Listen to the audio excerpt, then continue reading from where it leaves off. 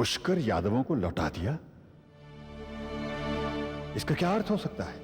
और ये शुभ कार्य आचार्य द्रोण ने स्वयं किया। लगता है वासुदेव के पांचाल आने के समाचार ने द्रोण को चिंतित कर दिया हो। विशेष बात तो यह है कि उनके साथ गांधार नरेश शकुनी भी थे। निस्संदेह द्रोण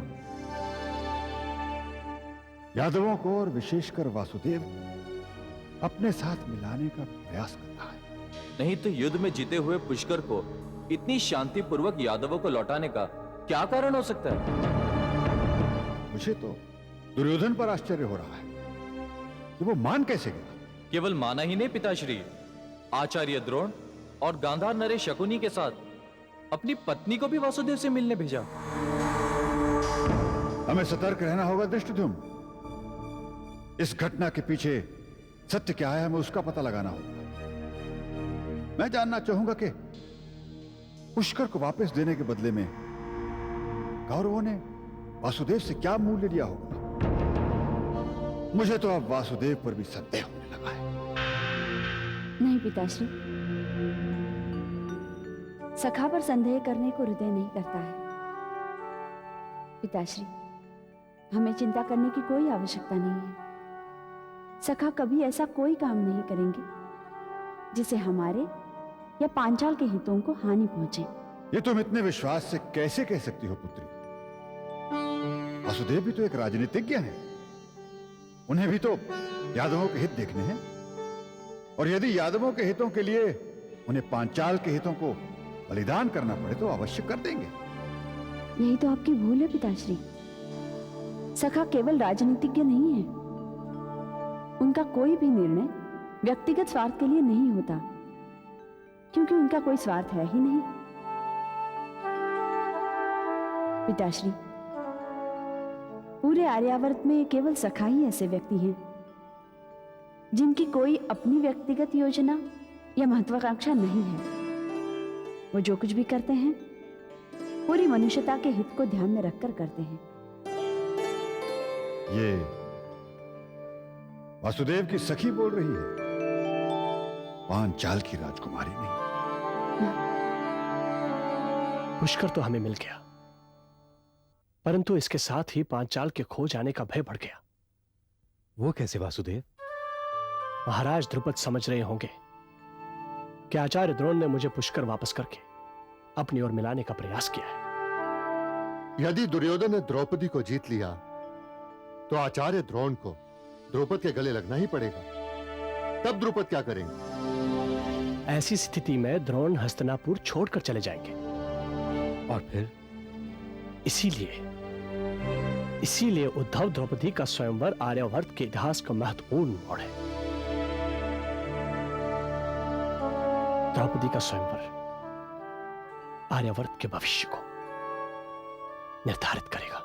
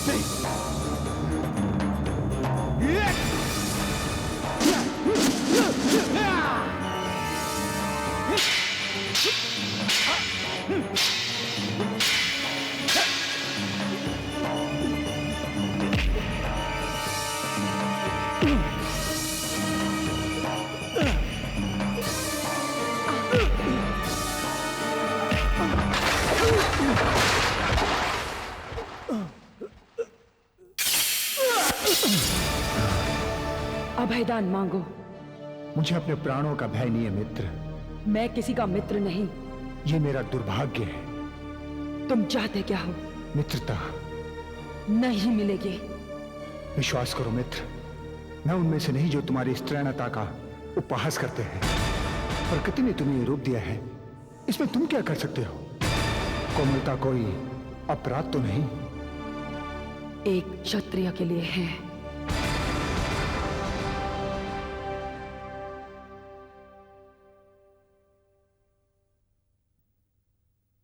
प्रणाम आचार्य श्री। तुम्हारे लिए एक संदेश है। संदेश? और मेरे लिए? भला मुझे कौन संदेश भेजेगा? किसी को पता ही नहीं कि मैं यहां हूं। जिसने भेजा है उसे तो पता है। वासुदेव, आप उनसे मिले थे? वासुदेव चाहते हैं कि तुम अपनी बहन के स्वयंवर में उपस्थित रहो। स्वयंवर? परंतु मेरी शिक्षा? उसे पूर्ण होने में अधिक समय नहीं है।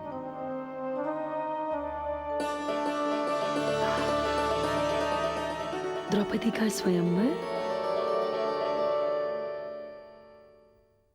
वासुदेव ने तुम्हें वचन दे दिया। आश्चर्य है। इसमें आश्चर्य की क्या बात है आर्यपुत्र? एक भाई यदि अपनी बहन के सौभाग्य के लिए वचन देता है तो यह स्वाभाविक ही तो है। और भांजे, वासुदेव कृष्ण को द्रौपदी से तुम्हारी प्रशंसा ही तो करनी है। उसे उठाकर तुम्हारी गोद में थोड़ा ही बिठा देना है। उसके लिए तो मेरी अपनी भुजाएं ही समर्थ है मामा श्री। परंतु ये युद्ध नहीं, स्वयंवर है, स्वयंवर। किंतु भांजे, तुमने दूसरी संभावना पर विचार नहीं किया। कौन सी संभावना मामा श्री? यदि द्रौपदी ने तुम्हारे अतिरिक्त किसी और को चुन लिया तो? और किसे चुन सकती है वो?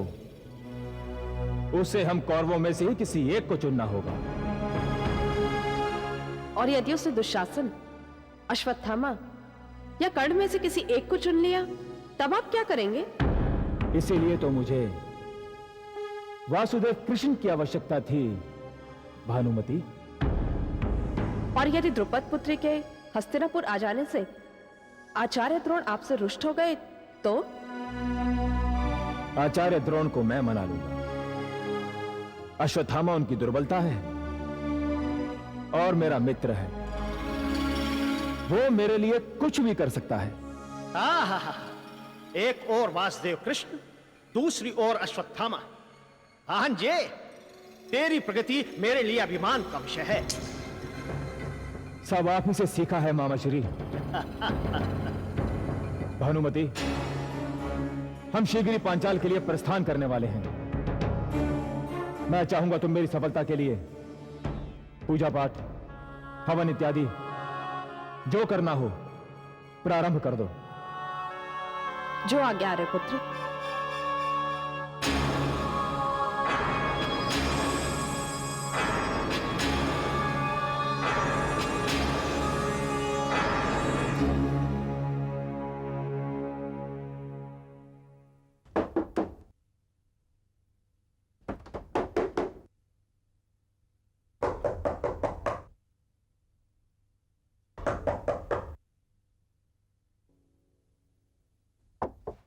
मित्र,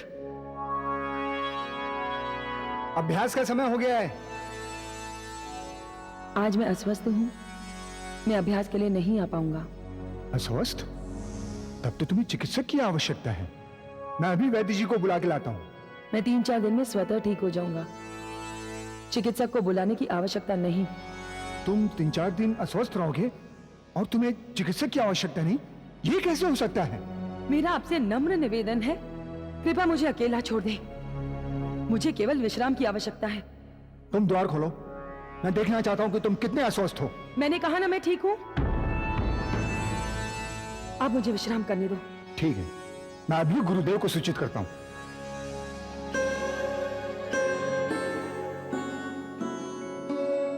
दृष्टिद्युम्न, बहुत दिन हुए शिखंडी का कोई समाचार नहीं मिला।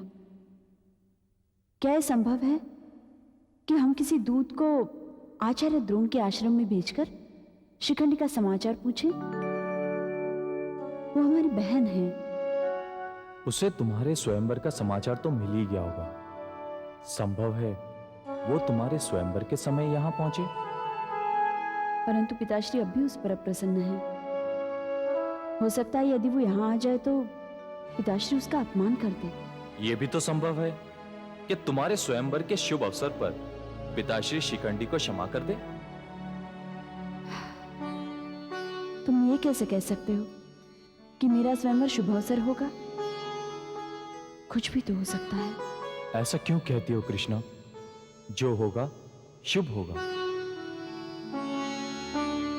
फिर भी मैं चाहती हूं हम शिखंडी का कुशल पूछ ले। कहीं उसे ये ना लगे कि हम उसे भूल गए हैं। तू ठीक कहती है कृष्णा। मैं कल ही किसी गुप्तचर को भेजता हूं, परंतु ये बात पिताश्री के कानों तक नहीं पहुंचनी चाहिए। ब्रह्मचारी बिल्कुल अस्वस्थ हो गुरुदेव। अभ्यास के लिए भी हो। जी गुरुदेव।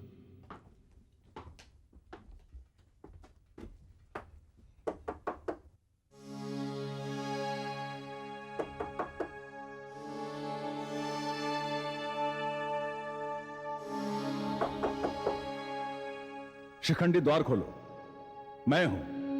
गुरुदेव,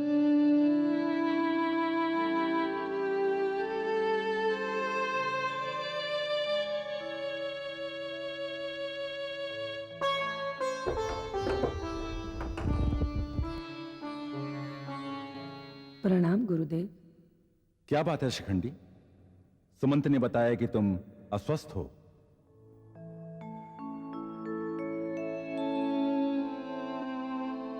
मेरी अस्वस्थता हर नारी की विवशता है गुरुदेव। मैं इस शरीर से मुक्त होना चाहती हूँ।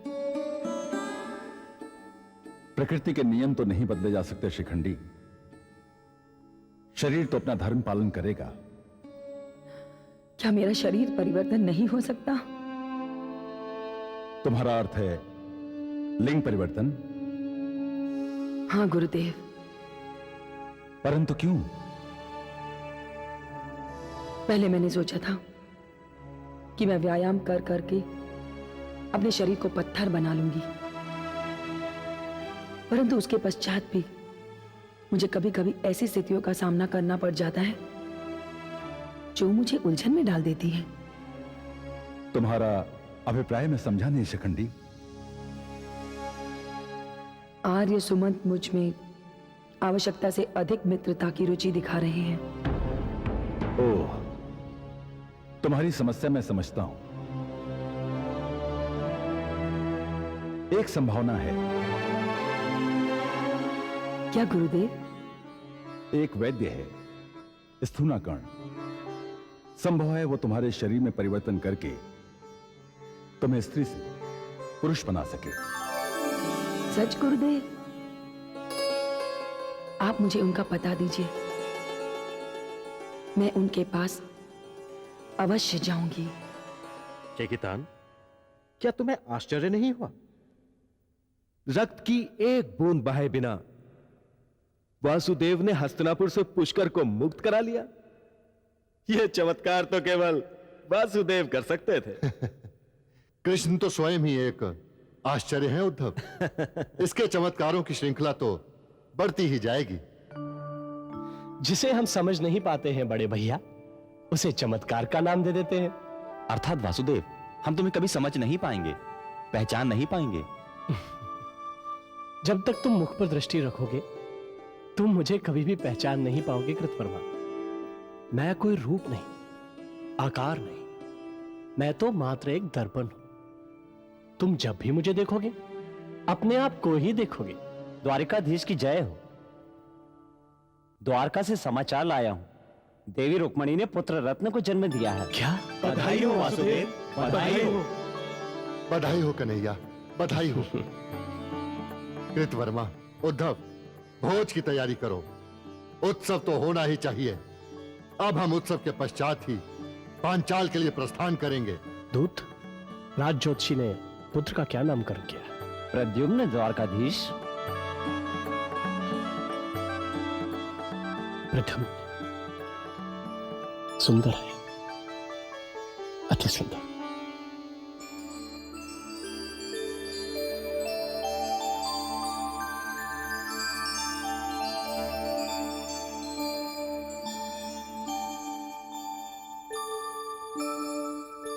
शैव्या, वासुदेव यहाँ होते तो कितना अच्छा होता। दीदी, वासुदेव हमें जितना समय देते हैं वही हमारा प्रसाद है।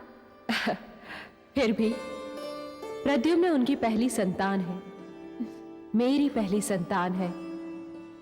मैं पहली बार पत्नी से मां बनी हूं और वो पति से पिता। ये क्षण तो हमारे जीवन में पहली बार आया है। धव मिष्ठान अति उत्तम है।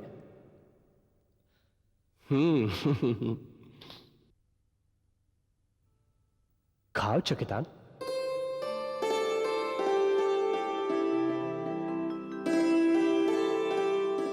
भाभी, सुभद्रा बहन आई है, माँ ने उपहार भिजवाए हैं। आप निश्चित कर ले किसे क्या भेजना है। ठीक है। हम अभी आते हैं। प्रद्युम्न।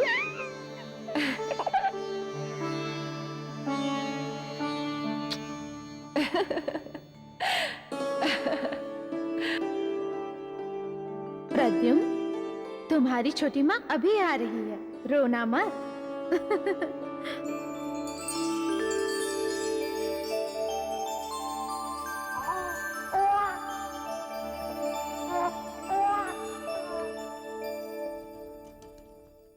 सुभद्रा। भाभी, आप बता दीजिए ना किसके यहाँ क्या क्या भेजना है। ये चाचा अक्रूर क्या भेज दो, ठीक है? और ये चाचा सत्य क्या? संकोच न करो, लो।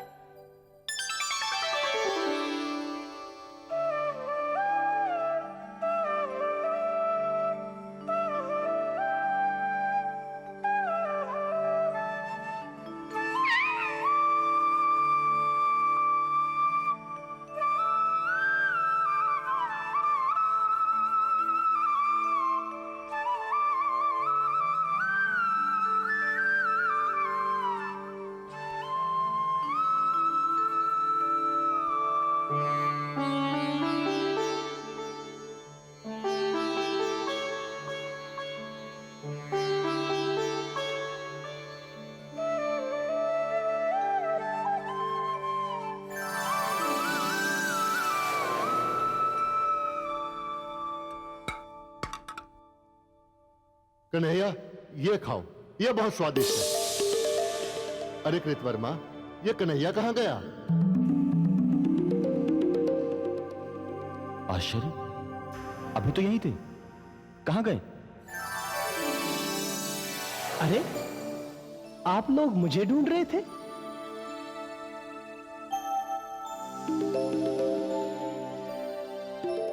अब आप लोग यूं ही मुझे देखते रहेंगे या भोजन भी करेंगे?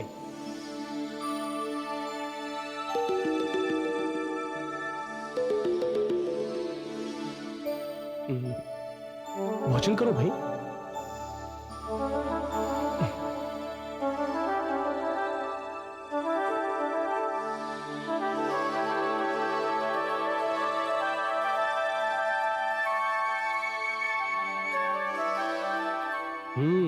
अति उत्तम भोजन।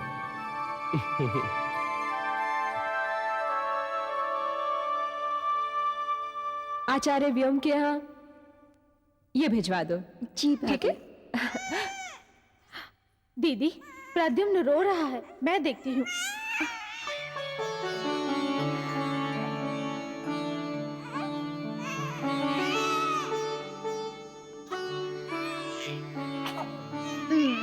ना ना ना ना ना, अरे नहीं नहीं नहीं नहीं नहीं।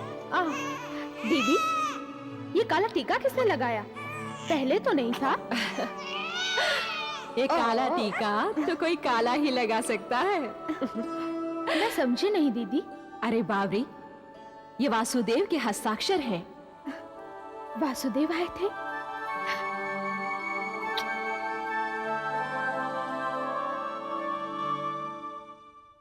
आर्यावर्त के लगभग सारे राजाओं की स्वीकृति आ चुकी है, केवल मगध नरेश जरासंध को छोड़कर। तो क्या जरासंध ने हमारा निमंत्रण स्वीकार नहीं किया? कम से कम अस्वीकार तो नहीं किया। हां, दूत यह अवश्य कह रहा था कि मगध नरेश का व्यवहार अत्यंत रूखा और अप्रत्याशित था। जरासंध संभवतः इस बात से अप्रसन्न होगा कि मैंने मेद संधि का प्रस्ताव स्वीकार करने की अपेक्षा द्रौपदी का स्वयंवर करना उचित समझा। उसे अपमानित लगा होगा और संभवतः वो इस अपमान का प्रतिशोध भी लेना चाहेगा। पिताश्री, कहीं ऐसा ना हो जरासंध स्वयंवर में कोई विघ्न डाल दे। स्वयंवर में आर्यावर्त के समस्त राजवंश अपनी पूरी शक्ति के साथ उपस्थित होंगे। ऐसी स्थिति में जरासंध का कोई ऐसा दुस्साहस करना उसकी मूर्खता हो। मुझे वासुदेव की स्वयंवर राजनीति की दूरदर्शिता कुछ कुछ समझ आ रही है। उन्होंने एक ही वाण से कई आखेट करने का कैसा अद्भुत उपक्रम रचा है, तुम देख रहे हो दृष्टद्युम्न। जरासंध अपनी मनमानी नहीं कर सकता। द्रोण के समक्ष मेरा मस्तक ऊंचा हो जाएगा। द्रौपदी को आर्यावर्त का सर्वश्रेष्ठ धनुर्धर पति के रूप में प्राप्त होगा। पांचाल और हस्तिनापुर के बीच तनाव कम हो जाएगा और पांचाल आर्यावर्त के प्रमुख राज्यों की श्रेणी में आ जाएगा। फिर भी जरासंध की ओर से हमें सावधान रहना होगा पिताश्री।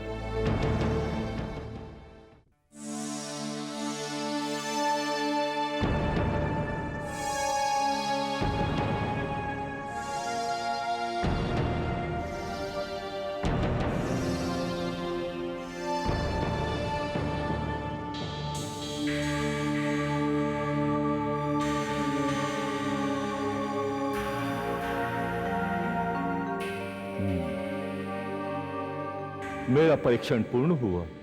अब तुम वस्त्र पहन सकती हो।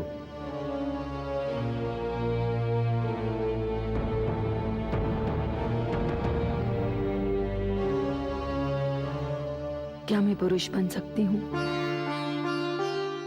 संभव तो है, परंतु परिणाम 100% होगा ऐसा मैं वचन नहीं दे सकता।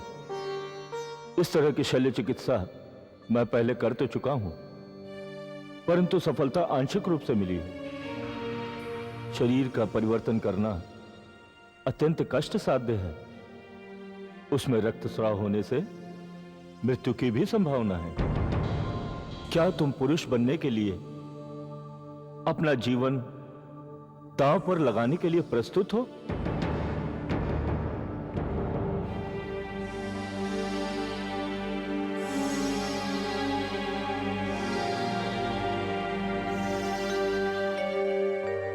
मैं प्रस्तुत हूं स्थूनाकर्ण। तो ठीक है, मैं आज से अपनी प्रक्रिया प्रारंभ कर देता हूं। आज से तुम किसी प्रकार का अन्न ग्रहण नहीं करोगे। केवल फलों के रस और जल पर निर्वाह करना पड़ेगा।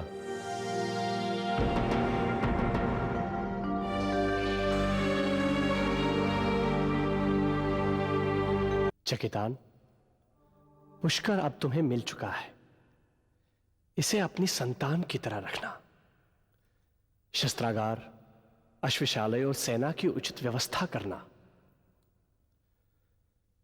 जनता को अपने विश्वास में लेना और स्मरण रखना, पुष्कर द्वारका की सुरक्षा के लिए महत्वपूर्ण है।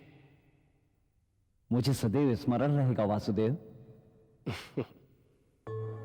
भैया, पांचाल प्रस्थान करने से पहले यदि हस्तिनापुर का समाचार मिल गया होता तो कितना उचित रहता। वासुदेव, अभी अभी दूत समाचार लाया है कि राजमाता के आदेश पर महर्षि व्यास पांडवों से मिलने जा चुके हैं।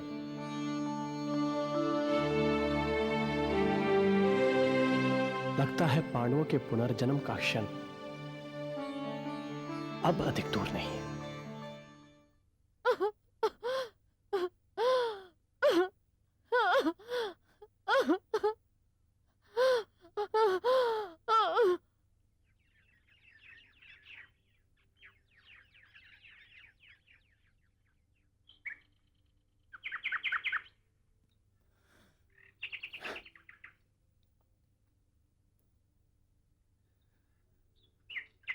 भैया, हिडिंबा भाभी के प्रसव को लेकर हम लोग इतने व्यग्र हैं, परंतु तुम शांत और निर्विकार बैठे हुए हो। मैं क्या कर सकता हूं? ले, तू भी खा। प्रसव जब भी होना है तभी होगा। कम से कम तुम्हें यह जानने की व्यग्रता तो होगी कि पुत्र होगा या पुत्री। पुत्र हो या पुत्री, मैं उसे बदल तो नहीं सकता, फिर चिंता किस बात की? क्या तुम्हें भाभी की पीड़ा की कोई चिंता नहीं है? चिंता करके मैं क्या करूंगा? उसकी पीड़ा तो मैं नहीं झेल सकता, और अंदर सहायता के लिए मां जो है। अर्जुन, भीम जिस प्रकार खा रहा है यह उसकी व्यग्रता का प्रमाण है। जितना अधिक व्यग्र होगा उतना अधिक खाएगा। देखो, प्रातःकाल से ही बैठा खा रहा है। हम अपनी व्यग्रता पांव से व्यक्त करते हैं और भीम अपने पेट से। ला, मुझे भी दो। बेटी, चिंता मत करो, सब ठीक हो जाएगा। और कितना समय लगेगा? अधिक समय नहीं, आप थोड़ा जल लाइए। अच्छा।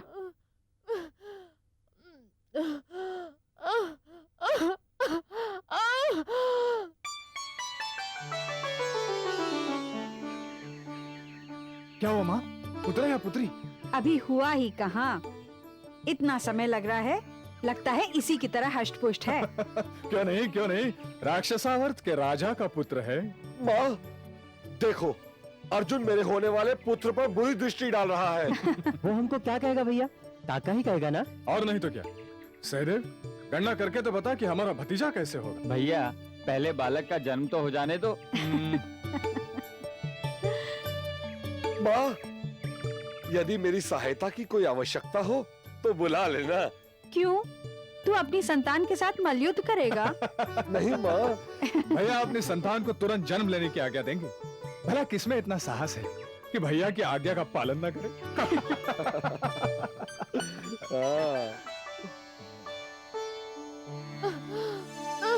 लाइए दीजिए।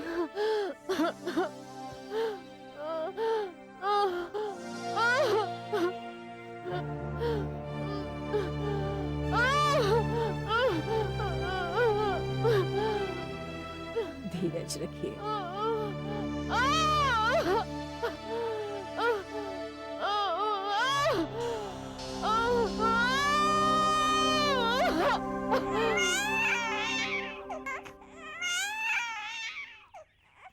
हिडिंबा का स्वर कैसे बदल गया? ये भाभी का नहीं, बच्चे के रोने का स्वर है।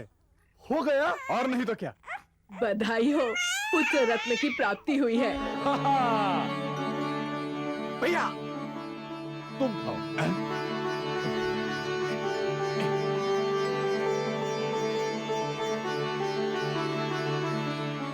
भैया, बालक अत्यंत शक्तिशाली और बलवान होगा। अपने पिता और कुल का नाम उज्जवल करेगा। ये देखो पुत्रों, पांडव वंश का पहला पौत्र। इसके हाथ तो देखो, इसकी पकड़ कितनी शक्तिशाली है। इसके पाँव देखो कितने हट्टे कट्टे हैं। इसका मुख तो देखो, बिल्कुल भैया जैसा है। भैया जैसा नहीं, भाभी जैसा। माँ मुझे देना। हाँ हाँ, धीरे से बेटा। कितना सुंदर है। भीम जब पैदा हुआ था बिल्कुल ऐसा दिखता था। भूख लगी है? लगता है मजले भैया की तरह भूखा ही पैदा हुआ है। इसकी लात में अभी से इतनी शक्ति है। वाह बेटा वाह। लगता है अपने पिता का बदला ले रहा है। अरे भीम, तू यहाँ क्या खड़ा है? जा हिडिंबा के पास। जाऊं माँ? हाँ हाँ बेटा, माँ जाना।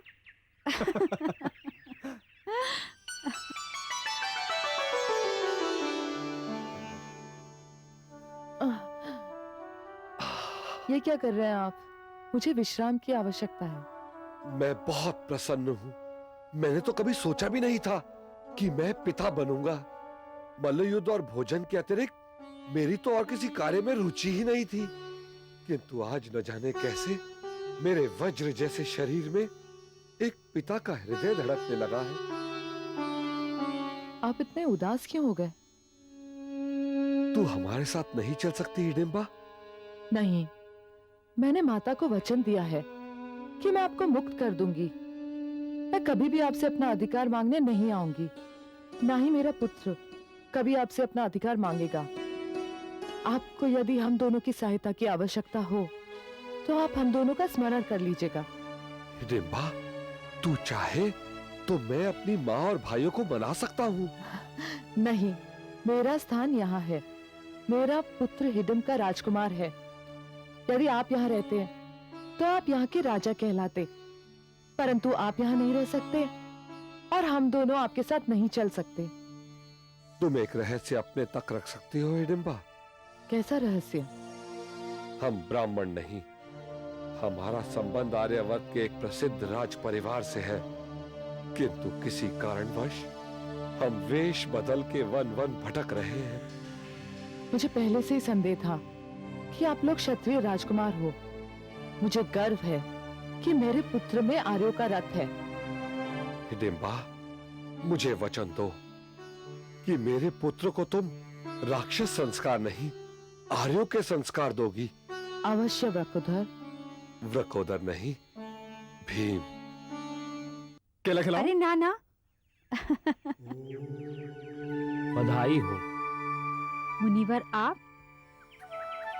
हाँ, मैं यहाँ से जा रहा था, सोचा तुम लोगों से भी विदा ले लूं। आपका यहाँ आना हमारे लिए सौभाग्य की बात है। मेरे पौत्र को आशीर्वाद दीजिए। चिरंजीवी भव। हम तो चाहेंगे इसका नामकरण भी आप ही करें।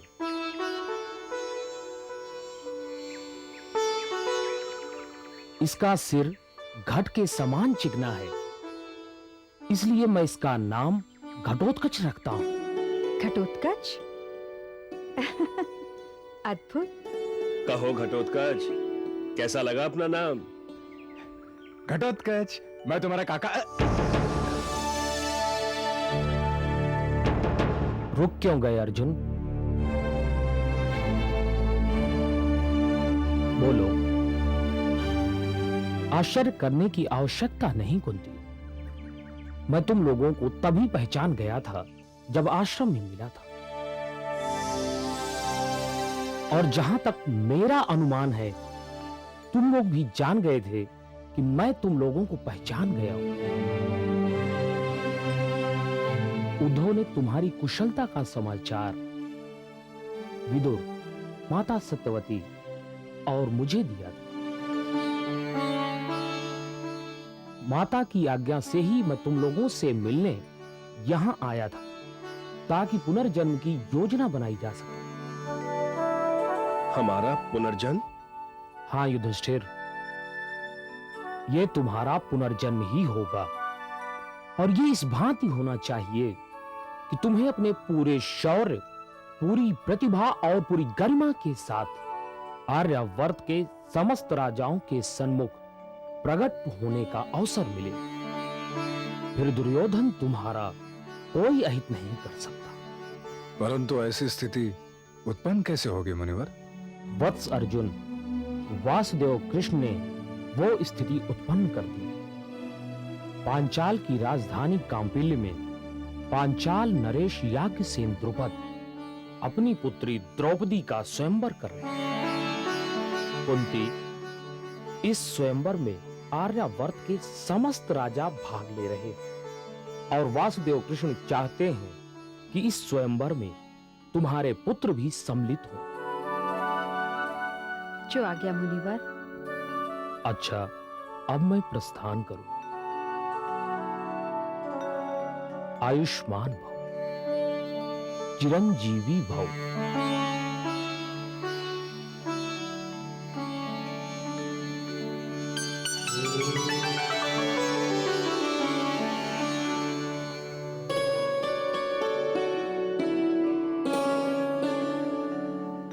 अंग, बंग, कलिंग, चोल, पांड्य, कौशल, हस्तिनापुर, मद्र, कंबोज, गांधार आदि सभी राज्यों के राजाओं ने निमंत्रण स्वीकार कर लिया है। यहाँ तक कि मगध सम्राट जरासंध ने भी। केवल हस्तिनापुर से ही युवराज दुर्योधन अपने 99 भाइयों और कर्ण, अश्वत्थामा, शकुनी के साथ पधार रहे हैं। आचार्य द्रोणाचार्य और कृपाचार्य भी आ रहे हैं। शल्य और शिशुपाल ने भी आमंत्रण स्वीकार कर लिया है। माता जानकी के बाद ये पहला स्वयंवर होगा जिसमें इतने सारे राजा भाग लेंगे। द्वारका से कौन कौन आ रहा है? द्वारका से अधिक तो कोई नहीं, केवल कृतवर्मा, उद्धव, सात्यकी और बलराम के नाम है। बस? हाँ, जहां तक मुझे ज्ञात है कोई नाम छूटा तो नहीं। क्यों छेड़ रही है राजकुमारी को? जो एक नाम सुनने को उनके कान इतने व्यग्र हैं, वो नाम क्यों नहीं बता देती? द्वारका में और कौन सा नाम है जो मैं भूल रही हूँ नितंबिनी? प्रियमदा, आप अप्रसन्न मत होइए राजकुमारी, मैं अपनी स्मृति जगा रही हूँ। अरे मूर्खे, वासुदेव कृष्ण का नाम क्यों नहीं लेती? अरे हाँ, वो एक नाम तो मैं भूल ही गई। अपराध क्षमा करें राजकुमारी। यदि आपकी अनुमति हो तो सहस्त्र बार उनका नाम लेकर प्रायश्चित कर लूं? कोई आवश्यकता नहीं है। कृष्णा, तुम लोग जाओ। कृष्णा, तू शिखंडी का समाचार लेकर आया है। शिखंडी का समाचार?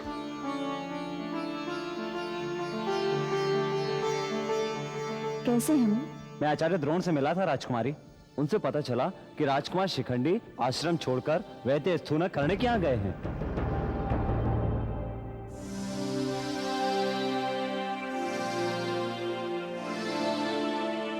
वैद्य स्थूना कर?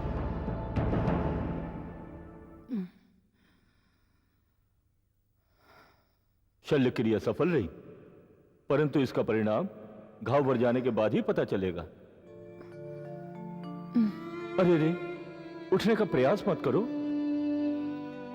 किसी भी तरह की हलचल नहीं होनी चाहिए।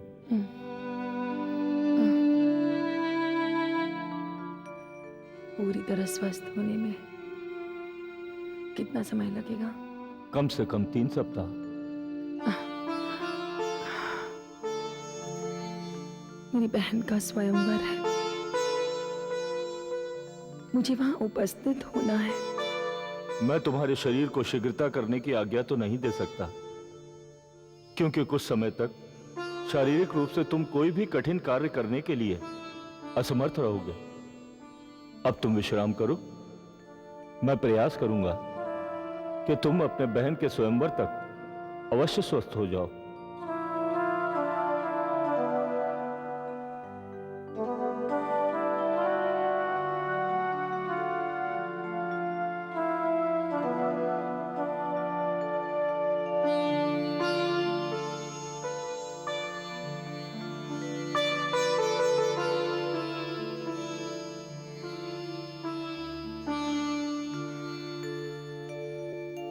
यदि हमने स्वयंवर में भाग लिया तो निश्चय ही पहचाने जाएंगे। और वो भी द्रुपद की पुत्री का स्वयंवर। द्रुपद हमें जीवित नहीं छोड़ेगा मां। उन्हें तो मैंने और भीम ने बांधकर गुरु द्रोणाचार्य के चरणों में डाला था।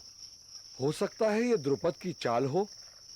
स्वयंवर का आकर्षण देकर वह हमें अज्ञातवास से बाहर निकालना चाहता हो। द्रुपद को अपने अपमान का प्रतिशोध ही लेना होता तो उसके लिए इतना बड़ा स्वयंवर रचने की क्या आवश्यकता थी? यदि ये आज्ञा महर्षि व्यास की है तो हमें संदेह नहीं करना चाहिए। आर्यवर्त के सभी राजवंश उपस्थित होंगे, यानी दुर्योधन भी अवश्य उपस्थित होगा। केवल दुर्योधन ही क्यों, वासुदेव कृष्ण भी तो उपस्थित हो सकते हैं। मां, तुम्हारी अंतरात्मा क्या कहती है? आशंकाएं तो स्वाभाविक हैं। यद्यपि तुम सब ब्राह्मणों की वेशभूषा में हो, फिर भी तुम्हें पहचानने वाले तो कई होंगे। एक दूसरी आशंका और है। ऐसे अवसर युद्ध में परिणत हो सकते हैं। यदि अर्जुन और भीम ने इस स्पर्धा में भाग लिया तो निश्चित ही पहचाने जाएंगे। तो तुम्हारा अर्थ यह है हम कांपिल्य ना जाएं और स्वयंवर में भाग ना लें। आशंकाएं तो मां की हैं, परंतु हस्तिनापुर की राजरानी की मनोकामना भी है, जिसके पुत्रों को उनके अधिकार से वंचित कर दिया गया है।